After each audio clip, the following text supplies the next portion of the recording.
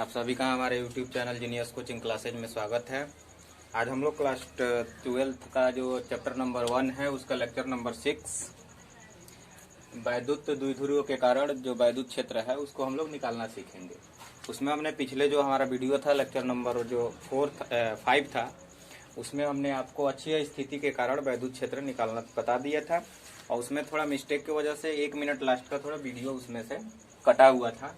उसको मैं वो क्वेश्चन आज पहले फाइनल करा लेता हूँ, फिर निरक्षीय स्थिति के कारण वैद्युत क्षेत्र हम लोग निकालना सीखेंगे। तो उसमें जो कटा हुआ था अपना वीडियो ये यहाँ से कटा हुआ था E equal to 1/4 pi epsilon not into 2πr by r की पावर 4 था। ठीक, इसके बाद हुआ ये, इसमें ये होगा कि आपका जो ये r है ये एक r से कट जाएगा, कटने के बाद आपका यहाँ पे आ जाएगा 1/4 pi epsilon not into 2p by r की। ये जो आएगा फार्मूला ये निरक्षीय स्थिति अक्षीय स्थिति के कारण जो वैद्युत द्विध्रुव अक्षीय स्थिति में होगा उसके कारण इलेक्ट्रिक फील्ड निकालने का ये फार्मूला है। एक और इसमें केस बनता है, यदि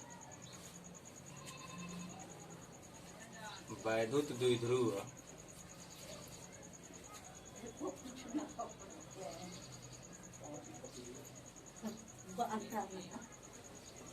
यदि वैद्युत द्विध्रुव किसी परावैद्युत माध्यम के में रखा हो तब यदि वैद्युत द्विध्रुव किसी परावैद्युत माध्यम के में रखा हो तब उसका इलेक्ट्रिक फील्ड फाइंड करने का फार्मूला क्या होता है कि E equal to 1/4 pi epsilon not into यहाँ पे आपका इसी में K आ जाता है डिवाइड में और इंटू ये हो जाता है 2p बाई r क्यूब। बस इसके अलावा इसमें और कोई चेंज नहीं होता है। तो ये आपका टॉपिक यहीं पे समाप्त हो गया। ठीक, अब हम लोग नए सिरे से जो टॉपिक स्टार्ट करेंगे इसमें होगा आपका निरक्षीय स्थिति के कारण वैद्युत क्षेत्र, यानी जो आपका डाइपोल होगा इलेक्ट्रिक डाइपोल वैद्युत द्विध्रुव होगा उसके निरक्षीय स्थिति के कारण कैसे हम लोग वैद्युत क्षेत्र फाइंड करते हैं वो आज हम लोग सीखेंगे आज के लेक्चर में। तो चलिए हम हेडिंग डालते हैं वैद्युत, यानी हमारा दूसरा ये इसमें का पार्ट है वैद्युत द्विध्रुव के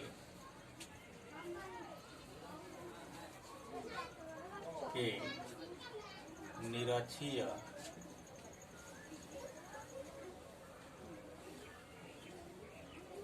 स्थिति के कारण वैद्युत क्षेत्र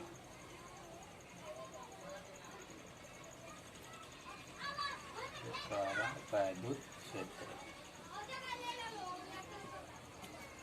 अब हम लोग वैद्युत द्विध्रुव के निरक्षीय स्थिति के कारण वैद्युत क्षेत्र का फार्मूला डिराइव करेंगे। ठीक, इसको थोड़ा ध्यान से लाइन बाय लाइन इसको समझना है। ये वीडियो थोड़ा बड़ा होगा, ठीक है, पिछला जो डेरिवेशन था उससे ये थोड़ा सा बड़ा डेरिवेशन है, इसलिए इसको सावधानी से आप लोगों को समझना है और देखना है कि ये कैसे डिराइव होकर के आता है। बाकी इसमें ज्यादा परेशान होने की जरूरत नहीं है। लाइन बाय लाइन अगर आप इसको देखेंगे वीडियो को पूरा तो अच्छे ढंग से क्या होगा ये टॉपिक पूरा समझ में आ जाएगा। तो सबसे पहले हम क्या करते हैं कि इसमें एक हम डायग्राम बना लेते हैं अपना। इसमें अपना एक इलेक्ट्रिक डाइपोल ले लेते हैं। ये आपका हो गया वैद्युत द्विध्रुव जिसके एक सिरे पे आपका ये -q चार्ज है, दूसरे सिरे पे +q चार्ज है। ये ऑलरेडी आपको हमने बता दिया है। अब निरक्षीय स्थिति की जब बात आएगी या तो आप ऊपर कोई एक पॉइंट लोगे या नीचे, इसके सेंटर में ही, इसके सेंटर से हम क्या करेंगे कि ऊपर एक पॉइंट ले रहे हैं यहाँ पे, ठीक है, जिसको मैं मान ले रहा हूँ कि ये पॉइंट आपका x है। हमको क्या करना है इस x पर, ये जो x है x पॉइंट, ये जो इलेक्ट्रिक डाइपोल है इसके मध्य बिंदु O से ये r दूरी पर है। ठीक, बाकी ये जो दूरी है यहाँ से और ये जो दूरी है ये क्या है आपका L है, ये भी क्या है L है। ठीक, तो ये जो टोटल आपकी दूरी है यहाँ से यहाँ तक की ये दूरी आपकी क्या होती है 12 होती है, जो कि आपको ऑलरेडी पहले से ही पता है। अब हम क्या करते हैं कि वैद्युत क्षेत्र निकालने के लिए, ठीक, हमको अगर इस प्लस क्यू के कारण इस एक्स पर वैद्युत क्षेत्र निकालना होगा तो हमें ये तिरछी दूरी यहाँ से ये दूरी चाहिए, क्योंकि यहाँ से इसकी दूरी हमें मालूम होनी चाहिए। ये आपको क्या चाहिए कि दूरी चाहिए। तो हम क्या करेंगे कि इसको हम क्या करेंगे ऐसे यहाँ से इसको हम मिला देंगे और इसको भी हम क्या करेंगे यहाँ से मिला देंगे। अब क्या करेंगे कि यहाँ से अब देखिए कि इसका कुछ नाम दे देते हैं A B C और ये आपका ऑलरेडी पहले से वो है। तो आप इसमें देख रहे होंगे कि एक समकोण त्रिभुज की रचना हो रही है, समकोण त्रिभुज AOC। ठीक, तो हम क्या करें, इसमें हमारा ये L है, ये R है, तो हम इसको निकाल सकते हैं। ये तो कर्ण है ना, ये जो C है, AC आपका क्या है, कर्ण है। तो सबसे पहले हम क्या करते हैं कि AC को फाइंड कर लेते हैं। ठीक, तो यहाँ से हम AC निकालने से पहले क्या करेंगे, इसमें इसका पहले मैं माना लिख दे रहा हूँ। ठीक है, माना के बाद मैं AC निकाल रहा हूँ, सारी चीजें इसका निकाल के आपको बता रहा हूँ। ठीक है, तो सबसे पहले मैं क्या करूंगा कि माना लिखूंगा। सबसे पहले यहाँ से माना स्टार्ट करते हैं। सबसे पहले हम क्या लिखते हैं कि माना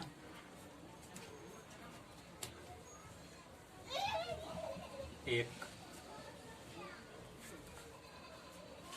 वैद्युत, जैसा कि हमने इसका माना लिख दिया है, बहुत छोटा लिखा हुआ है। इसमें क्या लिखा है कि माना एक वैद्युत द्विध्रुव जो निरक्षीय स्थिति में रखा है तथा इसके मध्य बिंदु O से R दूरी पर कोई बिंदु X है जहां हमें वैद्युत क्षेत्र ज्ञात करना है। अब इस चित्र में देखो ये क्या है कि यहाँ से AB जो हमने बनाया है ये आपका वैद्युत द्विध्रुव है। ठीक, ये निरक्षीय स्थिति में, इसलिए मैं बोल रहा हूँ कि इसके या तो ऊपर है या तो हम क्या करते हैं नीचे जब इलेक्ट्रिक फील्ड फाइंड करते हैं तो इसको हम बोलते हैं निरक्षीय स्थिति। ठीक, अब यहाँ पे ऊपर जो हमने क्या किया है कि यहाँ से इसके मध्य बिंदु से R दूरी पर ये बिंदु X है जहां हमें क्या करना है, वैद्युत क्षेत्र ज्ञात करना है। ये हमने यहाँ पे माना में लिख दिया हुआ है। अब देखो जैसे ही हम क्या करेंगे कि इसका इलेक्ट्रिक फील्ड फाइंड करेंगे तो उसमें हमें ये दूरी चाहिए। तो ये दूरी मैं क्या कर रहा हूँ कि निकाल दे रहा हूँ यहाँ से, इसको आप सीख लेंगे। ठीक है, जब मैं निकालूंगा, निकालने के बाद ये दूरी फिर यहाँ से मैं मिटा दूंगा, यहाँ पे मैं पुट करूंगा मैं। तो आप देख रहे होंगे कि यहाँ पे ये समकोण त्रिभुज की रचना हुई है। AOC क्या है, एक समकोण त्रिभुज, ये जितना है वही त्रिभुज यहाँ भी है। तो मैं अगर ये दूरी निकाल लूं तो इसी के बराबर क्या हो जाएगा ये दूरी, तो इसका नाम क्या है AC। ठीक, तो यहाँ क्या लिखेंगे हम लोग, समकोण त्रिभुज, समकोण त्रिभुज AOC में, AOC में हमको ये क्या चाहिए, AC चाहिए। AC इसमें क्या है, कर्ण है। तो हम यहाँ पे क्या लिखते हैं, AC equal to under root R का स्क्वायर प्लस L का स्क्वायर। तो ये हो गया आपका R square plus L square. ठीक, अब ये आपका AC का मान आ गया। यही जो आपका मान आया हुआ है ये मान किसका होगा, BC का भी यही मान होगा। ठीक है, तो यहाँ आप लिख सकते हो बराबर क्या लिख सकते हो, BC। अब यहाँ पे ये मान उठा करके मैं रख दे रहा हूं। तो ये आपका मान है under root R square plus L square. यही मान यहाँ पे भी रखा जाएगा, R square plus L square. ठीक, अब क्या करना है कि सबसे पहले हमें इस बिंदु पर इसके कारण भी इलेक्ट्रिक फील्ड फाइंड करनी है और इसके कारण भी हमें इलेक्ट्रिक फील्ड फाइंड करनी है। तो इसके लिए हम क्या करते हैं कि इसका कंपोनेंट करते हैं। अब हम क्या करते हैं, कंपोनेंट इसके जो इसकी जो यहाँ पे प्लस क्यू की जो डायरेक्शन होगी उसका हम कंपोनेंट करेंगे, यानी घटकों में वियोजित करेंगे। और ये जो माइनस क्यू है इसके कारण जो भी यहाँ पे इलेक्ट्रिक फील्ड होगा हम उसको भी क्या करेंगे, घटकों में वियोजित करेंगे। ठीक है, तो हम यहाँ जो बी पर स्थित आपका प्लस क्यू है इसके कारण जो यहाँ पे इसका जो घटक है, ठीक है, उसको मैं रेड से बना दे रहा हूँ और इसको मैं ब्लू से बना रहा हूँ। माइनस जो ये क्यू है इसके कारण जो भी है ये, ठीक, इलेक्ट्रिक फील्ड की जो डायरेक्शन है मैं किससे बना रहा हूँ, ब्लू से बना रहा हूँ। अब इसको आप ध्यान से देखेंगे, ये जो प्लस क्यू है इसके कारण मैं मान ले रहा हूँ कि जो इलेक्ट्रिक फील्ड है ये E1 है और इसके कारण जो है ये क्या है, E2 है। ठीक, अब जैसे इसको हम घटक में वियोजित करेंगे, ठीक, तो इनका एक कंपोनेंट बनता है। ठीक, ये अपर डायरेक्शन में मैं दिखा रहा हूँ, लेकिन ये जो निगेटिव है, निगेटिव होने के कारण इस डायरेक्शन को मैं क्या करूंगा कि नीचे के तरफ भी बना लूंगा। ठीक है, इस डायरेक्शन को मैं नीचे के तरफ क्या कर रहा हूँ कि बना दे रहा हूँ। यहाँ पे मैं किसको दिखा रहा हूँ, E2 को। ये ध्यान रखिएगा ये चीज। ठीक, अब क्या होगा कि अब यहाँ पे जो नेट इलेक्ट्रिक फील्ड होगी उसकी जो डायरेक्शन होगी सीधे क्या होगी कि इसके समांतर हो जाएगी, यानी इधर, ये हो गई इधर। अब मैं क्या करूंगा कि अब मैं ये जो कोण है मैं इसको क्या मान ले रहा हूँ कि ये कोण थीटा है, ये भी जो कोण है ये भी क्या हो जाएगा, थीटा हो जाएगा। तो अब आप यहाँ से देख सकते हो कि जब ये थीटा है ये थीटा है, ठीक है, तो ये देखो यहाँ से एक लाइन जो जा रही है, ठीक है, अगर इस लाइन को मैं आगे बढ़ाऊं ऐसे तो ये भी कोण क्या हो जाएगा, थीटा हो जाएगा। आपका ये जो कोण होगा क्या हो जाएगा, थीटा हो जाएगा। ठीक, अब इसको मैं क्या करूंगा कि घटकों में वियोजित कर दूंगा, तो ये भी कोण क्या रहेगा, यहाँ से यहाँ की कोण जो होगी ये भी क्या होगी, थीटा होगी। अब इसके हम क्या करेंगे, दो घटक बनाएंगे। इस एरो को मैं थोड़ा आगे बढ़ाता हूँ ताकि अच्छे से समझ में आए। अब इसके दो घटक क्या होंगे तो उसको आपको ध्यान से देखना है। ठीक, एक होता है साइन के साथ, एक होता है कास के साथ। ये एक्स को मैं मिटा रहा हूँ, इधर के तरफ कहीं एक्स लगा दे रहा हूँ, इसको ध्यान से देखना है। ठीक, तो एक अपर डायरेक्शन में इसका घटक होगा, ठीक, जो साइन के साथ होगा इधर के तरफ, और एक नीचे के तरफ होगा ये भी साइन के साथ होगा। आपको पहले ही बताया गया है कि जो E1 है और E2 है, ठीक है, यानी ये जो माइनस और प्लस आवेश है ये मात्रा में सेम है, केवल दिशा में क्या है, उल्टे हैं। ठीक, तो अब ये जो इसका घटक होगा, इस घटक को क्या लिखा जाता है, E1, ये मैं इस प्लस के कारण लिख रहा हूं, E1 साइन थीटा। अब ये E1 ही जो इसके कारण एक इसका जो पैरेलल जो घटक होगा, ठीक है, उसको यहाँ पे मैं लिख दे रहा हूं, E1 कास थीटा होता है। ठीक, ये चीज आपको सीखनी है। ठीक, ऐसे ही अब ये जो E2 है इसके कारण इसका जो घटक होगा नीचे के डायरेक्शन में होगा, ये क्या हो जाएगा, जैसे यहाँ E1 साइन थीटा है वैसे यहाँ पे क्या हो जाएगा, E2 साइन थीटा। ये लंबवत होगा E2 साइन थीटा, ये थोड़ा ध्यान से समझना है। ठीक, अब क्या होगा, जो E1 साइन थीटा होगा ये E2 साइन थीटा से कैंसिल हो जाएगा, लेकिन ये जो E2 का एक और जो कास थीटा वाला घटक है इसका भी डायरेक्शन इसी के सेम डायरेक्शन में ही रहेगा। ठीक है, उसको मैं यहाँ लिख देता हूँ E2 कास थीटा। ठीक, अब आप देख रहे हो कि जो E1 है E2 है दोनों का डायरेक्शन सेम है, तो मैं यहाँ पे, ठीक है, अब नेट इलेक्ट्रिक फील्ड निकालना देखूंगा कैसे निकालते हैं हम लोग नेट इलेक्ट्रिक फील्ड, ये सीखना है। अपना जो नेट इलेक्ट्रिक फील्ड हो जाएगा ये क्या होगा, यहाँ पर E होगा। ठीक, अब जो E का मान होगा ये क्या हो जाएगा, नेट इलेक्ट्रिक फील्ड E बराबर E1 cos theta plus E2 cos theta, ये आपका नेट इलेक्ट्रिक फील्ड होगा। ठीक, जो मैं अब यहाँ पे लिखूंगा इसको मैं थोड़ा मिटा दे रहा हूँ, ये सारी चीजें इधर के तरफ हमने कर दिया हुआ है। ठीक, अब क्या करना है, हमें लिखना है कि बिंदु x पर नेट वैद्युत क्षेत्र E बराबर E1 cos theta plus E2 cos theta. ठीक, इसको मैं क्या करूंगा, मान लूंगा, अभी इक्वेशन नहीं मान रहा हूं, इसमें से E1 और E2 आपका कॉमन है, उसको कॉमन कर लो, ये हो गया E equal to E1 plus E2, और कॉमन क्या हो गया यहाँ से, कास थीटा, ये आपका कॉमन हो गया। तो अब हमें क्या करना है कि E1 और E2 का मान निकालना है। ठीक, सबसे पहले ये हो गया आपका इक्वेशन नंबर 1। अब मैं क्या करूंगा कि E1 और E2 का मान पहले निकालूंगा, तो उसके लिए मैं अब इसको क्या कर रहा हूँ, इरेज कर रहा हूँ। ठीक है, मिटाने जा रहा हूँ। अब इसको आपको क्या करना है, नोट कर लेना है, इसके बाद मैं आगे कंटिन्यू करता हूँ। E1 और E2 का मान कैसे मैं निकालूंगा, ठीक है, ये चीज आपको अब देखना है और सीखना है। अब हमें यहाँ पे क्या चाहिए, E1 का मान चाहिए और E2 का मान चाहिए। ठीक है, चलो E1 को हम निकालते हैं। तो E1 हम किसके कारण लिए, इस प्लस Q के कारण हमने E1 लिया हुआ है इलेक्ट्रिक फील्ड। तो हम यहाँ पे क्या करेंगे, लिखेंगे कि प्लस Q आवेश के कारण वैद्युत क्षेत्र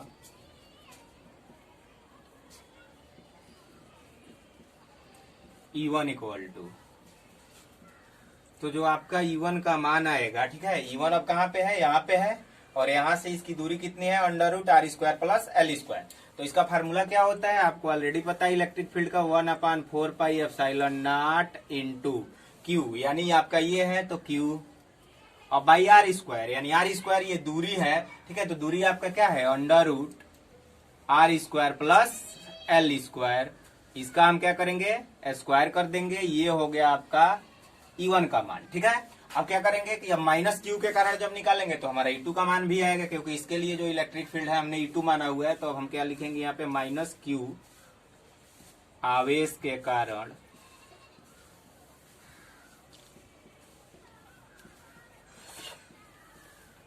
वैद्युत क्षेत्र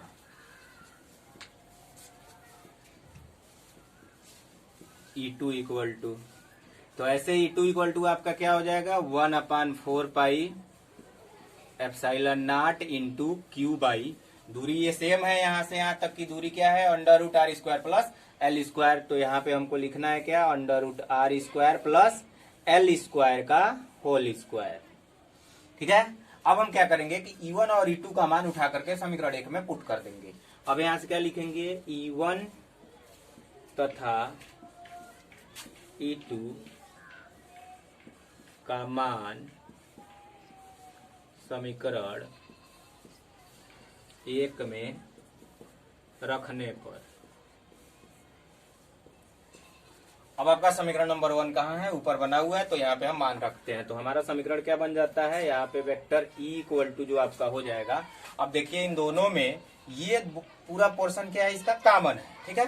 तो इसको क्या करो कि बाहर कर लेते हैं सीधे, जैसे मान लो E1 और E2 की जगह जब रखोगे, ठीक है, तो ये क्या हो जाएगा, ये और ये दोनों सेम है, तो ये 2 हो जाएगा ना, 2। जैसे यहाँ पे आप समझ लो, मान मैं रख के दिखा दे रहा हूँ। यहाँ पे E1 का मान भर दो 1/4 pi epsilon not into Q by under root R square plus L square का होल स्क्वायर, फिर प्लस में क्या हो गया 1/4 pi epsilon not into Q by under root R square plus L square का होल स्क्वायर। अब इससे जो बाहर है ये क्या लगा हुआ है, बाहर इसमें है आपका कास थीटा, ठीक है। यही तो आपका इक्वेशन नंबर 1 था। अब क्या करना है कि इस इक्वेशन से थोड़ा आगे बढ़ना है। अब इसमें से इसको हम क्या करेंगे, इसको इसमें जोड़ेंगे, सेम यही चीज यहाँ लिखा है। तो अब हम इसको क्या लिख सकते हैं, E equal to 2/4 pi epsilon not. अब देखो यहाँ Q है, ये दोनों में है, तो हम क्या लिखे 2Q हो गया। अब बचा क्या, अब वहां पे जो अंदर इसमें अभी भी बचा है, ये जो चीज है इसको भी लिख लो अंडर रूट। अब यहाँ देखो इसका भी स्क्वायर होने की वजह से ये रूट क्या हो जाएगा, इसमें से हट जाएगा। तो हमारा बचेगा क्या, ये ब्रैकेट के अंदर बच जाएगा R square plus L square, क्योंकि रूट से करड़ी क्या हो गया, खत्म हो गया, और इंटू में क्या बच गया, कास थीटा। ये चीज अपना आ गया। अब हमें क्या करना है, अब यहाँ से हमें कास थीटा का मान ज्ञात करना है। अब सीधे हमें किसका मान ज्ञात करना है, कास थीटा का। ये चीज तो हमने सॉल्व कर लिया है। अगर हमारे पास कास थीटा का मान अगर आ जाए, ठीक है, तो उसके बाद में आगे क्वेश्चन और आसान हो जाएगा। तो हम क्या करेंगे, अब इसको मान लेंगे इक्वेशन नंबर 2, ठीक।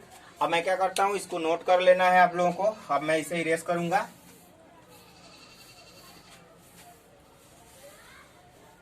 चलो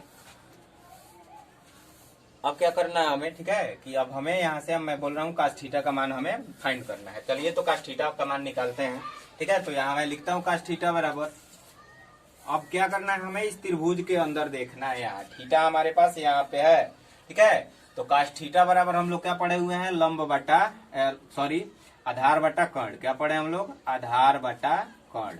इसको थोड़ा ध्यान से समझना है, आधार बटा कर्ण। अब चलिए अब यहाँ आइए, इस त्रिभुज में देखिए, यहाँ से मैं लिख दे रहा हूँ त्रिभुज, कोई भी आप ले सकते हैं त्रिभुज ए ओ और एक्स में, चाहे AOC में, AOC से, चाहे AOC में हम देखेंगे इसमें त्रिभुज AOC में। तो आधार आपका क्या है, इसमें आधार देखिए यहाँ से यहाँ तक ये क्या है, आधार आपका L है। तो अब क्या करेंगे, कास थीटा बराबर हम लिखेंगे ऊपर के तरफ L। अब आई कर्ण में क्या है, ये अंडर रूट में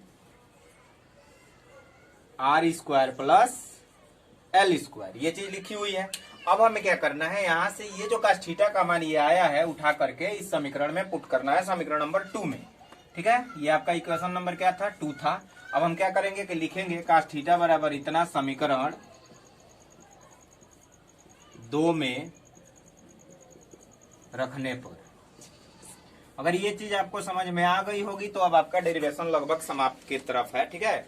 यानी समीकरण 2 में हम क्या करेंगे, cos थीटा का मान रखेंगे। cos थीटा का मान निकालने के लिए हमने क्या किया कि इस त्रिभुज की मदद ली। यहाँ से यहाँ जो ये त्रिभुज डॉटेड लाइन से दिख रही है इसमें थीटा है, यानी हमने क्या किया, आधार बटा कण लगाया, कण यहाँ पे ये आपका निकला हुआ है। ठीक है, हमने यहाँ मान रखा। अब ये मान उठा करके हम इस थीटा cos थीटा की जगह रख देंगे, तो जो हमारा समीकरण मिलेगा E इक्वल टू ये हो जाएगा 2q।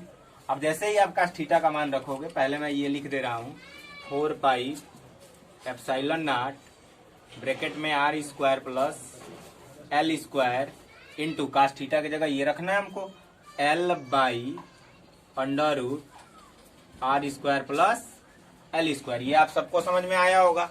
अब हम क्या करेंगे कि ये 2q और l को एक साथ ले लेंगे, तो अब आपका यहां से हो जाएगा E equal to 2ql by में 4 पाई एप्सिलॉन नॉट। अब थोड़ा ये जो मल्टीप्लाई है ये आपको समझना है कि यहाँ पे हम मल्टीप्लाई कैसे कर रहे हैं। अब यहाँ पे क्या होता है, ये है r square plus l square. ठीक है, इस पे कोई पावर यहाँ पे लिखा नहीं है, तो हम पावर क्या मानते हैं, 1 मानते हैं। अब इंटू में यहाँ पे ये रूट के अंदर है। ठीक है, तो हम जब रूट अगर हटा दें तो हम इसको ये चीज लिख सकते हैं, r square plus l square की पावर हम क्या कर सकते हैं, 1/2 कर सकते हैं। 1/2 का मतलब रूट होता है। अब जब बेस इसका देखिए, बेस यानी आधार दोनों का सेम है, तो हम पावर को क्या कर देते हैं, जोड़ देते हैं, तो ये गुणा हो जाता है। तो हम क्या करेंगे कि इसके पावर को नीचे वाला जो लिखा है हम वाला पावर क्या करेंगे, जोड़ देंगे। ठीक है, तो इसके बेस का क्या हो जाएगा, गुणा हो जाएगा। तो हम क्या लिख देंगे यहाँ से कि r square plus l square का पावर, अब चलिए 1 में अगर 1/2 जोड़ेंगे तो क्या हो जाएगा, 3/2। तो ये हो गया आपका 3/2। ठीक है, अब थोड़ा इस इक्वेशन को मैं ऊपर थोड़ा मिटा के, ठीक है, ऊपर लिख रहा हूं, इसको नोट करते जाना है, समझते जाना है।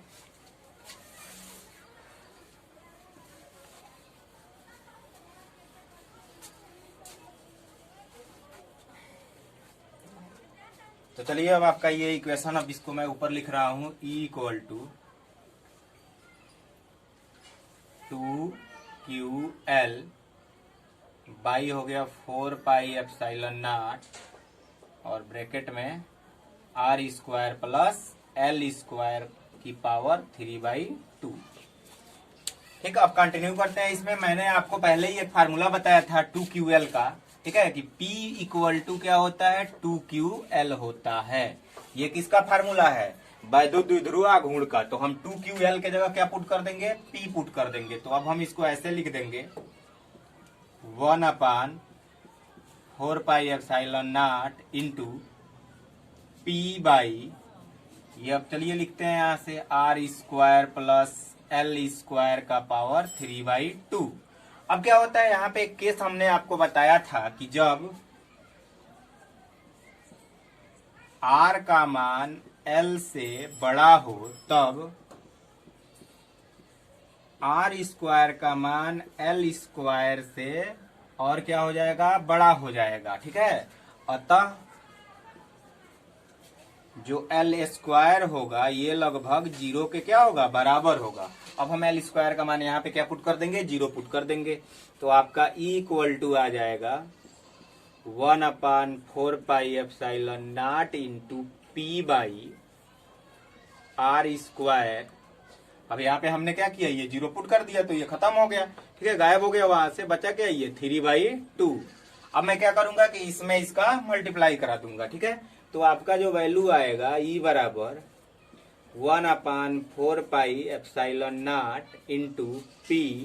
अब भाई इसका जब इसमें आप मल्टीप्लाई कराओगे तो ये क्या हो जाएगा, R, और ये 2 से 2 क्या हो जाएगा, कैंसिल हो जाएगा। तो क्या बचेगा भाई, R क्यू हो जाएगा। ये जो आया, ठीक है, आपका निरक्षीय स्थिति में वैद्युत क्षेत्र का फार्मूला आ गया। जब आपका वैद्युत द्विध्रुव किसमें हो, निरक्षीय स्थिति में हो, उसके लिए आपका इलेक्ट्रिक फील्ड फाइंड करने का ये फार्मूला है। ठीक है, अब एक और कंडीशन होता है थोड़ा सा। ठीक है, इस चित्र को मैं मिटा रहा हूं, इसका कोई काम अब बचा नहीं है, थोड़ी सी इसमें है, 2 मिनट और। ठीक है, ये केस आता है कि यदि वैद्युत द्विध्रुव किसी परावैद्युत माध्यम के में रखा हो तब उसके लिए हम कैसे इलेक्ट्रिक फील्ड फाइंड करते हैं, तो उसके लिए सिंपल है, कुछ नहीं, मैंने आपको बताया है कि बटा में हम क्या करते हैं कि जो परावैद्युत माध्यम के होता है उसको हम बटा में लिख देते हैं, ठीक है। तो इस फार्मूले में हम क्या करेंगे कि उसको हम कहाँ लिखेंगे, डिवाइड में इसके लिख देंगे केवल। तो E इक्वल टू जो आपका फार्मूला हो जाएगा electric field equal to 1/4 pi epsilon not K into P/R⁴।